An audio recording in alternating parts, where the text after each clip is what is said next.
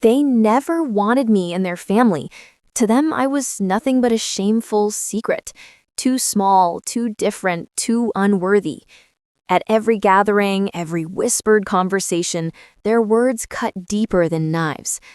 And that night, they crossed the line. My in-laws stood in front of everyone and said the words that burned into my soul. A dwarf woman can never be a mother. But the truth in that room froze every single person silent. And it's a night none of us will ever forget. Before I tell you how that night changed everything, make sure you subscribe, because stories like this are only just beginning here on Dwarf Diary. I remember the first time I sat at their table after marrying into the family. The dining room looked like something from a magazine. Long, polished wood, golden plates that never saw dust, chandeliers glowing as though they'd been lit for royalty. They smiled at me when I entered, but those smiles felt painted on, stretched too tight.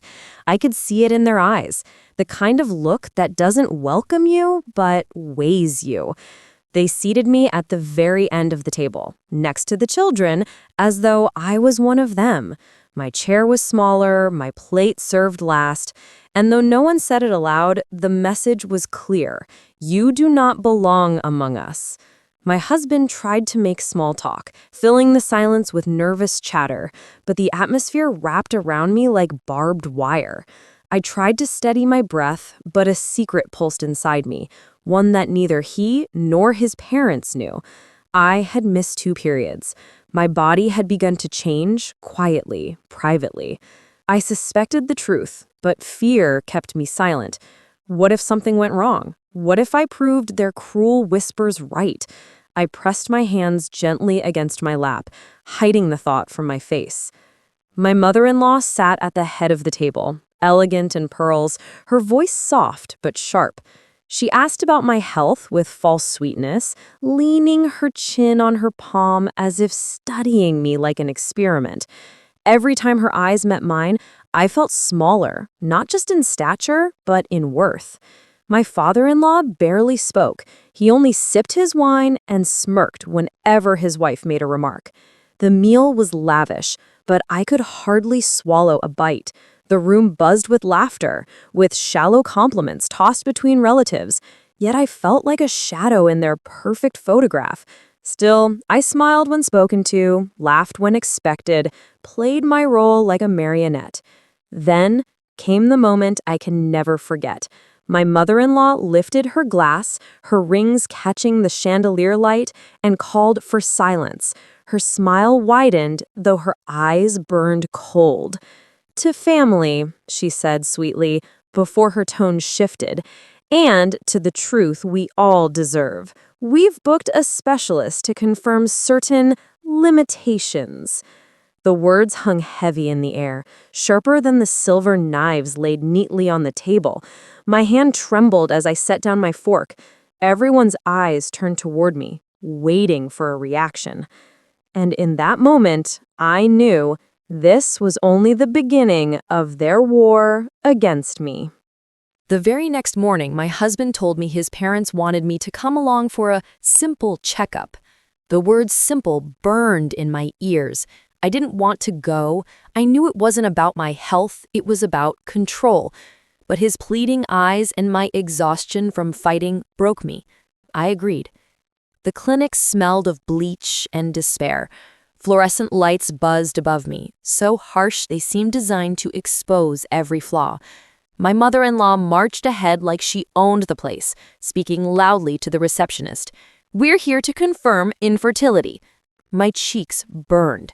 People turned their heads, curious stares following me all the way to the waiting area. I sat, twisting the edge of the paper gown they gave me, wishing it could make me invisible. The nurse entered, an older woman with tired eyes that softened when she saw me. She paused. Then a flicker of recognition crossed her face. "You," she whispered when my in-laws stepped aside for a moment. "I treated you once, years ago." I nodded, confused. Her gaze shifted toward the hall where my mother-in-law waited impatiently. The nurse's voice dropped low, her words slicing through the silence. She's not as perfect as she pretends. Your MIL had losses, more than one. She hides it behind cruelty, but I know. I froze. My mother-in-law, the woman who flaunted her flawless family like a crown, had her own scars? No wonder her hatred felt so personal. My heart pounded. This was a truth she had buried deep, one I wasn't supposed to hear. But before I could respond, Mill's voice echoed sharply down the corridor. "What's taking so long?" The nurse pressed a test strip into my hand. "Check privately," she said. "Trust yourself." I slipped into the bathroom, locking the door with trembling fingers. The cold tiles pressed against my bare feet, grounding me as I unwrapped the strip. My hands shook so badly, I nearly dropped it.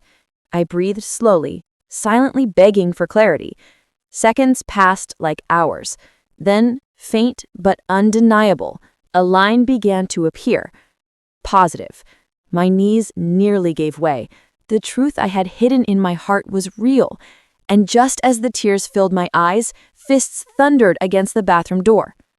"Open this door right now!" my mother-in-law shouted, her voice sharper than a cut glass. I clutched the strip to my chest, knowing everything was about to change. When we got back from the clinic, I thought the nightmare might finally be over. But I was wrong. My in-laws didn't want the truth. They wanted control. We sat in the living room, the air thick with silence. My mother-in-law perched on the edge of the sofa like a queen on her throne, while my father-in-law leaned back, hands folded, as if waiting for a show to begin. Between them on the coffee table sat a folded napkin. "Family matters must be formalized," my FIL said smoothly, sliding the napkin toward me.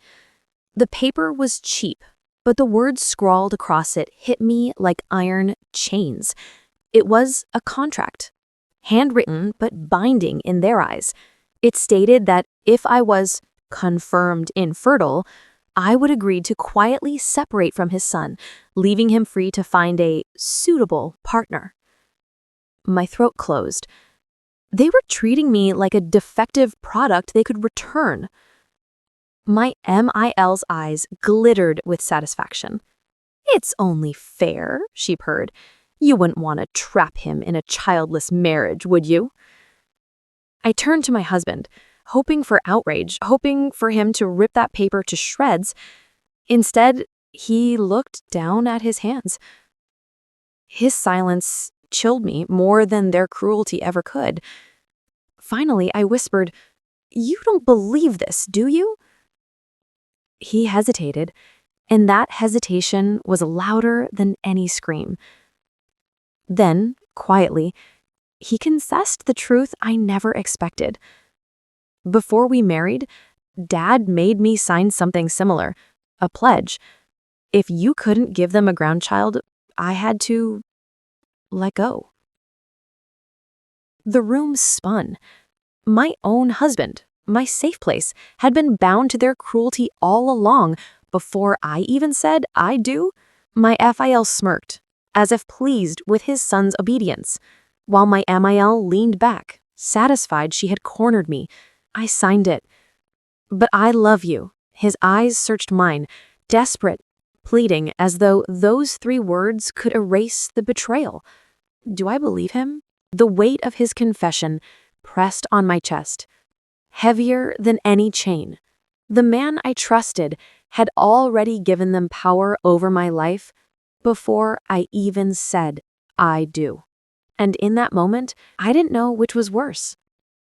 The cruelty of my in-laws or the silence of the man who claimed to love me. The next family gathering was dressed like a celebration, but I knew better. Their dinners were never about togetherness. They were performances, and I was always the punchline. The table stretched long and heavy, lined with polished silver and dishes I was too nervous to touch. They placed me at the very end, beside the children again. My plate was smaller, my chair lower, and every time I reached for something, a cousin snickered. My husband sat closer to his parents, his shoulders tense, but not tense enough to stand up for me. The air was thick with chatter and clinking glasses until my mother-in-law tapped her spoon against her cup. The sound cut through the room like a bell summoning judgment. "I have something to share," she said sweetly, though her eyes fixed on me with venom.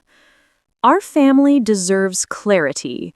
I've consulted a doctor friend about our dear daughter-in-law's situation, and unfortunately, it seems she cannot bear children." Gasps rippled around the table. Some aunts shook their heads with pity, others smirked as though they had expected it all along. My heart pounded in my ears. I wanted to scream, to deny it, to demand proof, anything, but my voice stuck in my throat. Then, just when I thought the humiliation couldn't cut deeper, my cousin leaned toward me and whispered, "What kind of doctor says that without even meeting you?" I turned my head sharply, clinging to the whisper like a lifeline. "What do you mean?" I asked under my breath. The cousin smirked. Her so-called doctor friend? She's a beautician, did some quick courses abroad, calls herself a specialist now, not even licensed here. The words hit me like lightning. My humiliation was built on lies. They had fabricated an opinion, dressed it as medical truth, and fed it to the family like poison. I stared down the table at my mother-in-law, who sat tall and satisfied, sipping her wine as though she had just performed an act of kindness.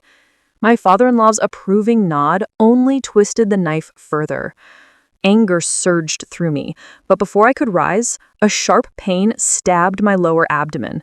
My breath caught, my vision blurred.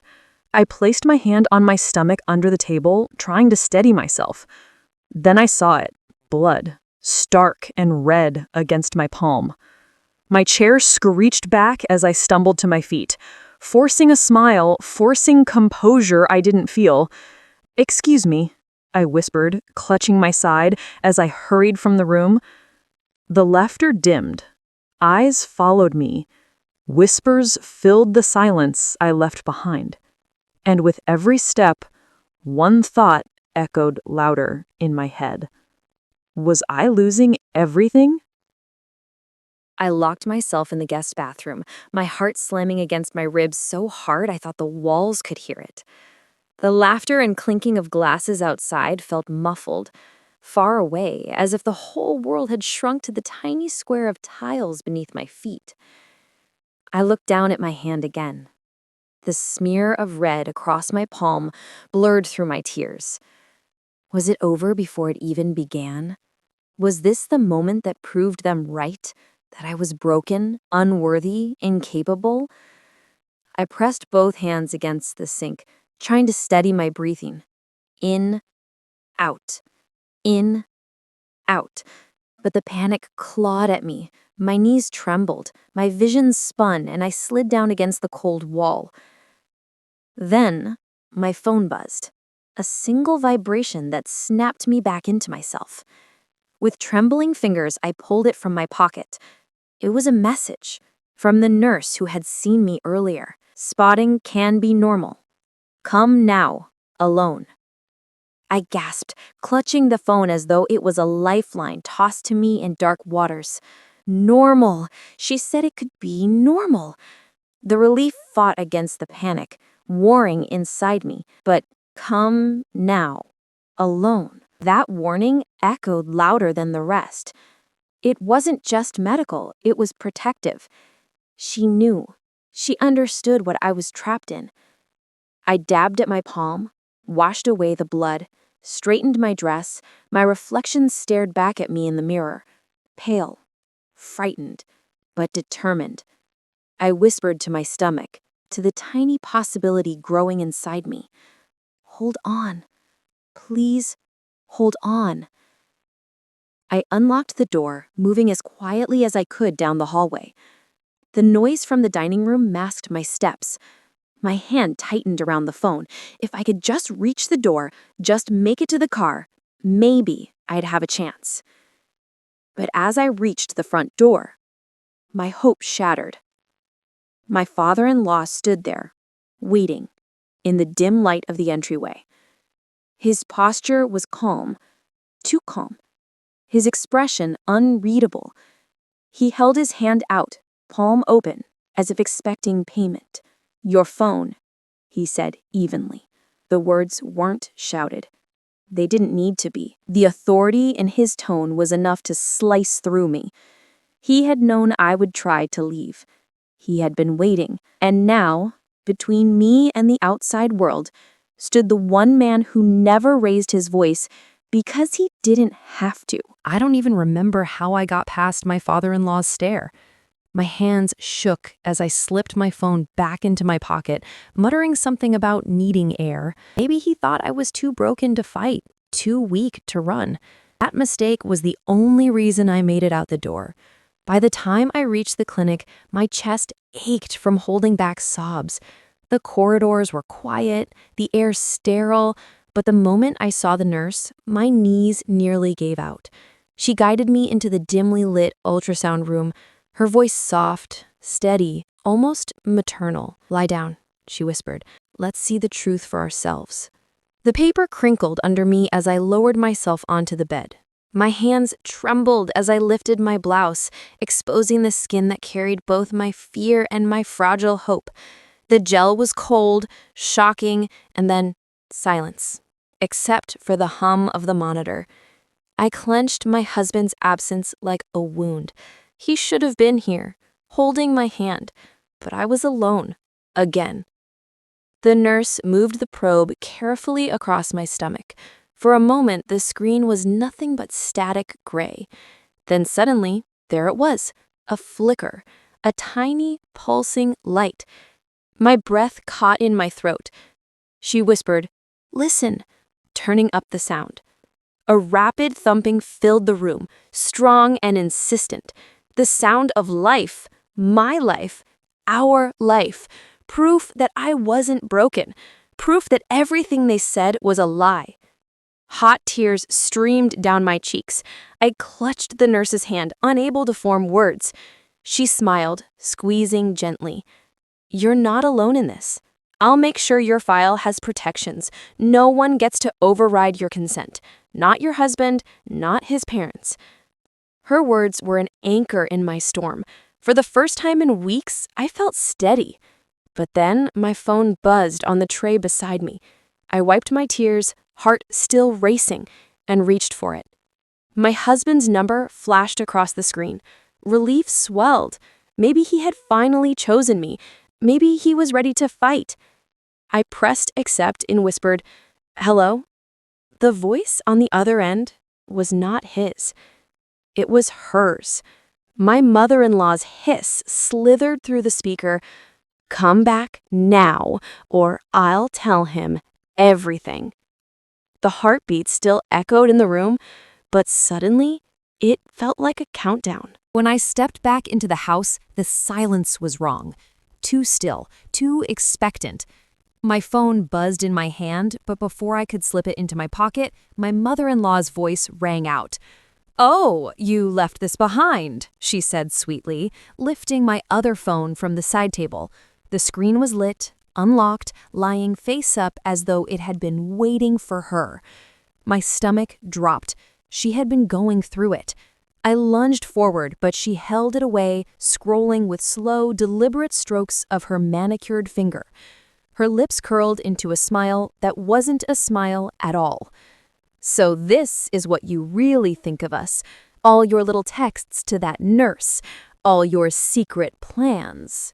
Behind her, my father-in-law smirked. My husband stood frozen, caught between shame and fear, his hands limp at his sides. Then I heard the sound, a faint voice spilling from the speaker. My mother-in-law hadn't just scrolled, she had tapped into an active call. "Yes, we'll proceed with the papers if necessary. Private adoption, discreet. Just in case." My blood went cold. She was speaking to an attorney, arranging adoption papers for my child, for the life inside me that had only just begun. I reached out, my voice shaking but loud. "Stop! That's my phone, my life. You have no right." My mother-in-law finally looked up, her smile spreading wider, crueler. Her eyes glittered like a predator that had cornered its prey. "You want me to stop?" she said softly, mockingly. "Then prove it."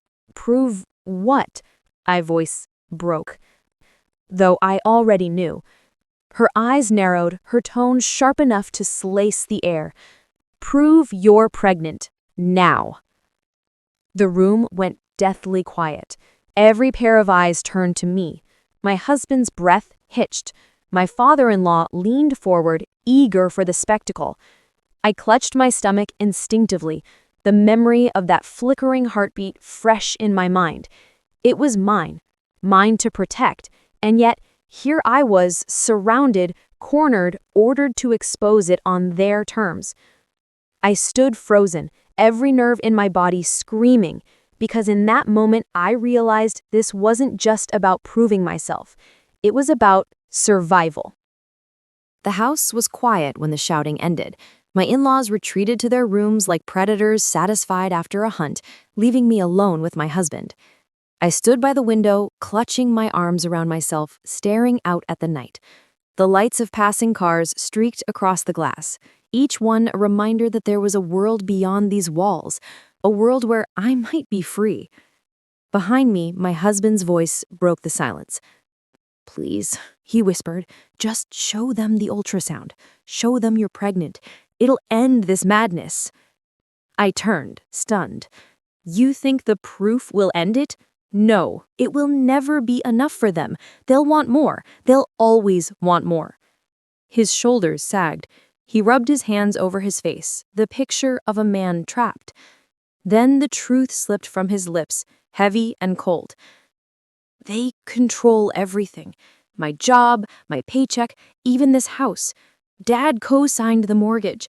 If I defy them, if you defy them, we lose everything. Do you understand? Everything." The words punched the air out of me. My legs felt meek, my heart heavy. All this time, I thought he was simply afraid of confrontation. But it wasn't just fear. It was chains. Invisible financial chains that bound him tighter than any vow of love ever could. "You let them buy your loyalty," I whispered, each word trembling with rage. "And now you want me to pay the price for it?" He stepped forward, his hands reaching for mine. "No, I love you. I swear, I love you. But I can't fight them alone. Please, just help me. Show them. For us." Tears blurred my vision. Love, he called it, yet every plea, every desperate word sounded more like survival than devotion. My chest rose and fell with jagged breaths. I couldn't do this anymore. Not here, not trapped under their roof, under their rules. I turned toward the dresser and began pulling clothes from the drawer, stuffing them into a small bag. He froze. "What are you doing?" "I'm saving myself," I said simply, my voice colder than I felt inside. Then it happened. A sudden, sharp tightening gripped my lower stomach. The air caught in my throat.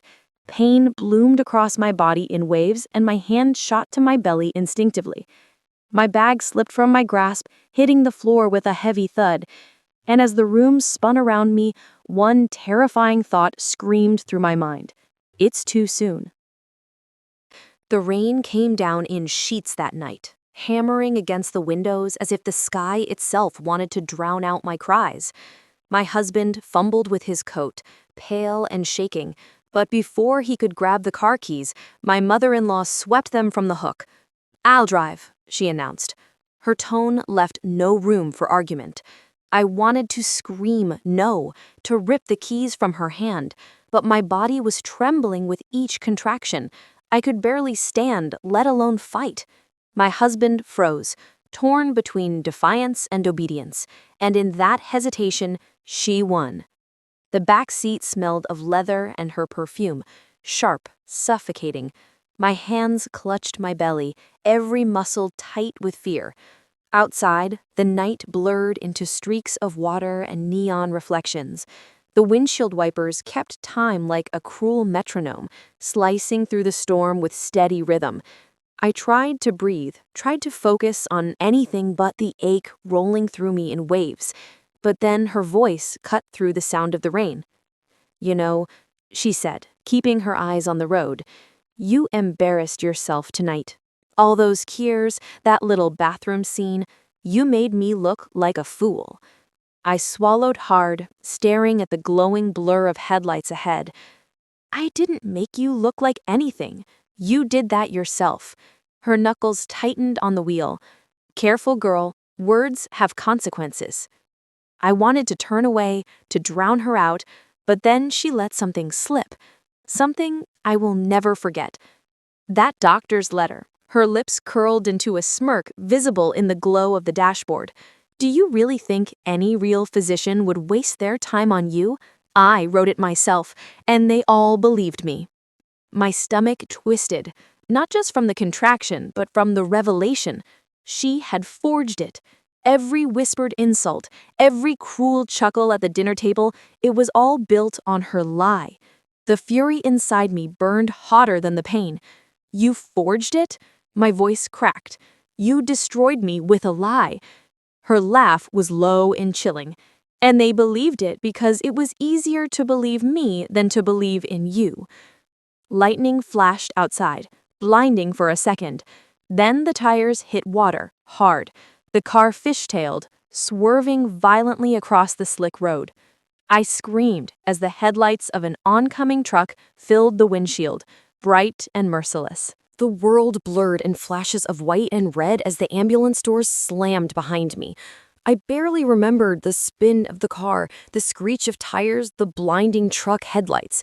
Only the sharp, cold terror that the end was near. My chest heaved as the gurney rolled through hospital corridors, fluorescent lights streaking above me like falling stars. Then, through the chaos, a face leaned over mine. Familiar. Grounding. It was her, the nurse. The same woman who had whispered truths when everyone else fed me lies. She took my hand, her grip strong and steady. "You are safe now. I have you." They wheeled me into triage, the machines buzzing to life, filling the room with beeps that marked every second. The nurse adjusted the probe, her eyes glued to the monitor. For a moment, silence stretched too long, my breath locked in my throat. Then the sound came, a strong, rapid beat filling the air. She smiled softly. "Heartbeat strong. Your baby is fine. These are stress contractions, not labor." Relief rushed through me so fast I almost wept. I pressed both hands to my stomach, whispering silent thanks. The tiny life inside me was holding on. The nurse leaned closer, lowering her voice. "I am adding a security note to your chart. From this moment, no one can make a decision about your body or your baby except you. Not your husband, not his parents, only you. Do you understand?" I nodded, my face wet with tears. For the first time, I felt protected. Someone was standing between me and the storm. But storms always find a way to break through. The door flew open, banging against the wall. My mother-in-law swept inside, fury etched across her face, her pearl necklace clattering as she moved. My father-in-law followed with that same cold smirk, and behind them came my husband, pale, trapped in their pole. The nurse raised her hand. "You cannot be in here. This is her space." But my mother-in-law's voice tore through the room like broken glass. Her finger jabbed toward me, her words venomous. "A dwarf woman can never be a mother." The sentence hit like a blade. My pulse spiked. The monitor beside me screamed with rapid rhythm, my baby's heartbeat racing in response to my fear. The room tilted, heavy with tension. And in that instant, I knew. The fight was no longer just mine. It was my child's, too. The room shook with silence after her words. My mother-in-law's voice still echoed in the air. "A dwarf woman can never be a mother." My chest heaved, my body trembling.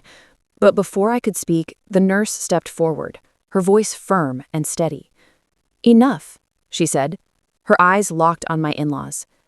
This is her body, her child, her choice. My mother-in-law scoffed, folding her arms. She has no authority.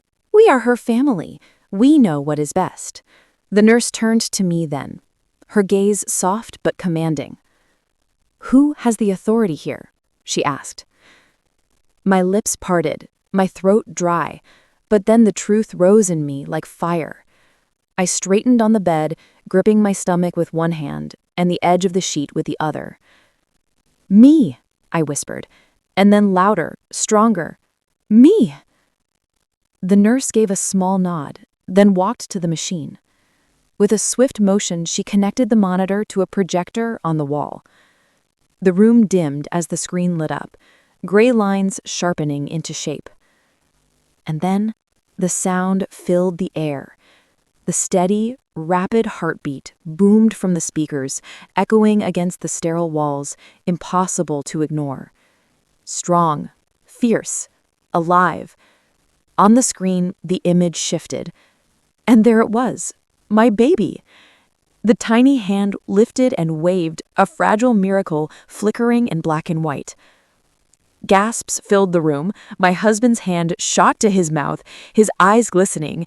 My father-in-law's smirk faltered for the first time, his face paling. But it was my mother-in-law who crumbled. Her knees buckled beneath her. She sank to the floor, her hands trembling, her lips parted as though the air had been ripped from her lungs. The nurse's voice broke the silence, low and sharp. She looked directly at my mother-in-law, her eyes unflinching. Tell her what you did. The words cracked the air like thunder. My breath caught, my hands tightened on the sheet. What secret was left, hidden beneath all her cruelty? My mother-in-law's eyes darted around the room, her chest heaving, her fingers gripping the cold tile floor. For the first time, she looked afraid. And I knew the worst truth had not yet been spoken. My mother-in-law knelt on the cold floor, her pearls rattling as her shoulders shook. The nurse's words echoed in the silence. Tell her what you did. For a moment, I thought she might refuse, that she would lift her chin with pride, deny it all, and cling to her lies. But the weight of the ultrasound image, the thunder of the heartbeat filling the room, was too much for even her iron mask to withstand. Her voice cracked when she spoke. I forged the report, she whispered. The letter that said you could never bear children, I wrote it. I needed everyone to believe it. Gasps rippled through the room. My father-in-law's face darkened, though whether in anger at her confession or shame at being caught, I could not tell. My husband took a step back, as though the walls themselves had pushed him away from her. She pressed her hands flat to the floor, trembling. I even spoke to an adoption lawyer. If the baby came, if it survived, I planned to take it. I wanted to raise it myself, away from you. My chest tightened. Rage, sorrow, relief, they all clashed inside me like storms colliding. For so long, I thought I was fighting shadows, whispers, and doubts. Now I saw the truth. She had tried to erase me completely. I reached into the pocket of my gown and pulled out my phone. The red light blinked. Recording. Every word she had just spoken was captured. I held it up, my voice steady for the first time. You wanted to take everything from me, but you just gave me all the evidence I need. Her head jerked up, eyes wide, her lips parting as though she could snatch the confession back from the air. But it was too late. The truth was mine now. The nurse placed a hand on my shoulder. You have choices now. Protect yourself. Protect your child. I looked at my husband, who stood shaking, caught between his bloodline and his vows. If you want to be part of this family, then you must free yourself from their control. No more money, no more chains. Therapy, independence, or you lose me forever. The baby's heartbeat thudded steady on the monitor, a sound louder than any argument. And then my phone buzzed again. A new message lit the screen. My breath caught as I read the words. She has done this before. Check the safe behind the painting and the study. My hands went cold. There were more secrets buried in this house, and I knew this war was far from over. The room was heavy with silence after my mother-in-law's confession. My chest rose and fell, my heart pounding, but before I could even speak, another contraction tore through me. Sharper, longer, undeniable. The nurse's eyes darted to the monitor. She stepped quickly to my side. "These are not stress contractions anymore," she said firmly. "You are in labor, early labor." The words froze me. Now? But it is too soon. The nurse squeezed my hand. "Stress can trigger it. We will take care of you. Focus on breathing. Focus on your baby." The next minutes blurred into chaos. Doctors rushed into the room, carts rattled, bright lights flickered on above me. My husband stumbled closer, his face pale, torn between terror and guilt. My father-in-law pressed himself against the wall, his mask of authority finally cracking. And my mother-in-law, still on her knees, shook her head violently, whispering, "No, no, this cannot be happening. She's not capable." But my body no longer listened to her lies. It listened to nature. It listened to life. Pain surged in waves, but through every scream, through every tear, I clung to the sound that had carried me through, the rapid, fierce heartbeat of my child. It pulsed in the monitor, echoing in the room, louder than any insult they had ever thrown at me. The nurse leaned close, her voice cutting through the storm. "You are stronger than their cruelty. Bring your truth into this world." And then, with one final push, the world split open. A cry, sharp, piercing, alive, filled the air. My baby's voice. My miracle. The sound shattered the silence like glass breaking. It silenced the whispers, the lies, the laughter that had haunted me. In that one cry, every cruel word they had ever spoken crumbled into nothing. The nurse placed the tiny warm bundle into my arms. My tears fell freely as I looked at her face, her small fists curled, her body trembling with new life. "You exist," I whispered. "You are the truth they tried to bury." My husband dropped to his knees beside me, sobbing, his hand trembling as he touched our daughter's cheek. "I am sorry," he whispered over and over, his voice breaking. My father-in-law turned away, his lips pressed tight, his shoulders sagging under shame. And my mother-in-law? Her mouth opened, but no words came. The cry of my daughter had stolen her tongue. She could only stare, broken, at the proof of everything she had denied. I lifted my head, my voice stronger than it had ever been. "This is the only proof you will ever get. And the last. From today on, you will have no power over me or her." The baby cried again, fierce and relentless, her tiny voice louder than every cruel whisper that came before. That night ended everything. The lies, the contracts, the forged reports, they all shattered with one sound. My daughter's cry was louder than their cruelty, stronger than their control. For so long, they told me I could never be a mother. And yet, here she was, alive in my arms, silencing every voice that tried to erase me. I do not know if forgiveness is possible. I do not know if my husband can untangle himself from the chains they wrapped around him. But I do know one thing. My child will never grow up believing she is less than anyone. So tell me, if you were in my place, would you forgive them or would you walk away forever? Comment your truth below, and do not forget to subscribe to Dwarf Diaries.